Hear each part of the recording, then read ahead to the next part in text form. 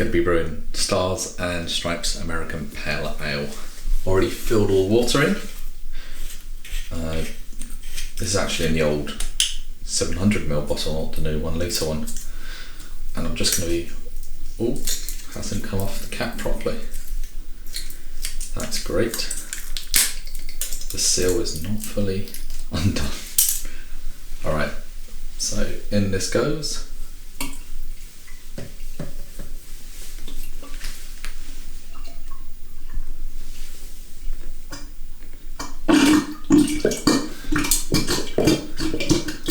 And as per usual, I'm just going to put a bit of hot water in and rinse the rest out.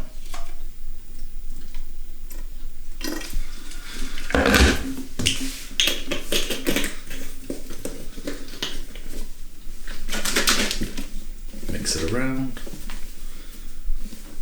I'll get the last of that malt extract out. It smells very malty, not any hop nose on this. It's got a lot of malt. Okay, got the yeast that they give with it. Just going to pitch that. Get it all in.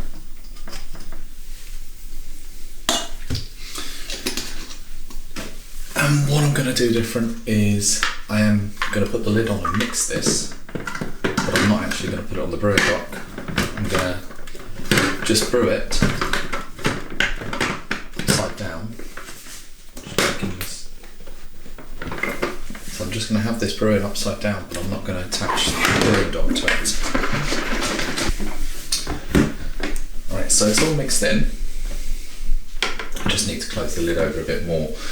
And my plan is to brew this upside down without the dock on, and then I'm going to add the dock on day 4 of brewing. So this is normally 5 days to brew. On day 4 I'm going to add the dock, and I'm going to put in some hops that I've got into that dock. So I'm going to make a hop tea, put it into the dock, and then attach the dock to mix it in, so it's a dry hop in a sense. So I'm leaving this for 4 days, and we'll see in a moment if the the hop tea in the brew dock works. It's 4 days into the brew. I'm now going to do the dry hopping. I've already sanitised my equipment. I've put sanitizer into the entire brewing dock. The brewing dock holds just over 500ml, which is important to note because I'm going to want to fill that with my hop tea to the top. So I've got my hops here, and I've already sanitised my sock that I'm going to put them in, and I'm now going to put the hops and measure them out. Help me pour this while filming at the same time. I've put the hop sock over the pan. What I've got is the measuring scale, which I'm going to zero out, and I have hop pellets. So I'm going to be weighing out 20 grams of this Cascade hop pellets. The alpha acid is only 5.9% on these. I've got 50 grams in total in here. I'm hoping, not easy one-handed, to do this and get it correct. There we go, got that nicely to 20 grams down there. So that's 20 grams of the Cascade. Next, I'm going to be putting in 20 grams of the Amarillo, which has an alpha acid of 8.9%. Once again, it's pellets. So, got it around 39, 41, it's flickering in between, so I'm going to take a flicker in between, as meaning 40. I'm just going to take this off, and I'm actually going to I'm going to tie it, I am going to tie this, and I'm going to put boiling hot water from the kettle in here. Then I'm going to put it on the hob to keep the temperature at a warm temperature for maybe 15 to 20 minutes. So let's do that now. So I've put boiling water in, this is over 500ml. And I'm going to drop my hops in there, and immediately you can see the hops take to it and hop aroma coming through on this. What I'm going to do now is put this on a gentle boil. So I set boiling water from the kettle. I'm just going to have the hops sit in this water with a gentle simmering just to get that hop flavour out. And this will be 15 to 20 minutes that this will be on here for. And I've got my sanitised spoon. So that at any stage, I've got my sanitised spoon, so at any stage I can just pat and press a bit more. The pellets will turn to mush, and that's good, that's what I want. And I'm just going to leave this now. So here we go, it's just nice heat simmering off top. It's not a boil, it's just heat to bring out the hop aromas. I don't want to get bitterness from hops. This is the aromas for the dry hop in at this stage. Because of how it looks like some of the particles coming through, I've decided to use my big funnel. So I've got sanitizer poured in here that's washing the bottom part. I'm just going to clean the insides now with all the sanitizer that I've just created, the solution. The idea is that when I pour this, there's a little gauze at the bottom, which should stop some of the particles going through to give me a slightly clearer beer at that stage.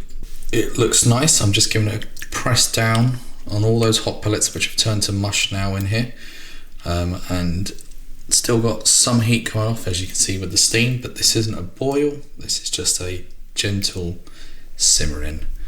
And we are about 10 minutes in, so maybe another 5 to 10 minutes of this to get as much hop extract and flavour out of this as possible. So nearly at the end of the steep with this, heat still coming off. While this is ongoing, I thought I'd just have a quick chat about why I chose the hops that I did. So the Stars and Stripes APA is a Cascade and Simcoe hopped APA. What I've done is I've used Cascade again. Cascade gives that nose, and I've put in Amarillo because I'm not a big fan of Simcoe. But Amarillo itself, it's a higher alpha acid than I think you would get with Simcoe.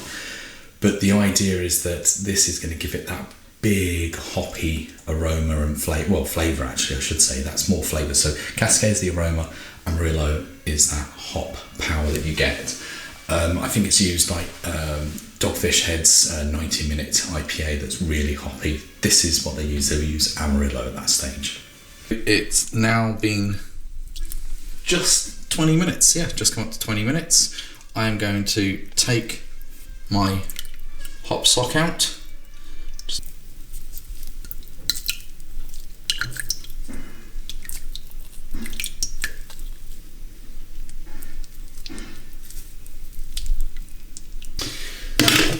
Next, it's now time to put this into the brewing dock.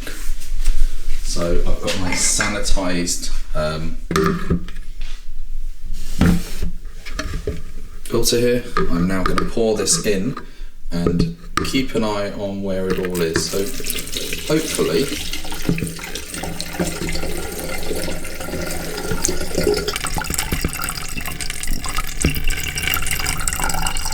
I haven't filled the brewing dock right to the top. The line is just there.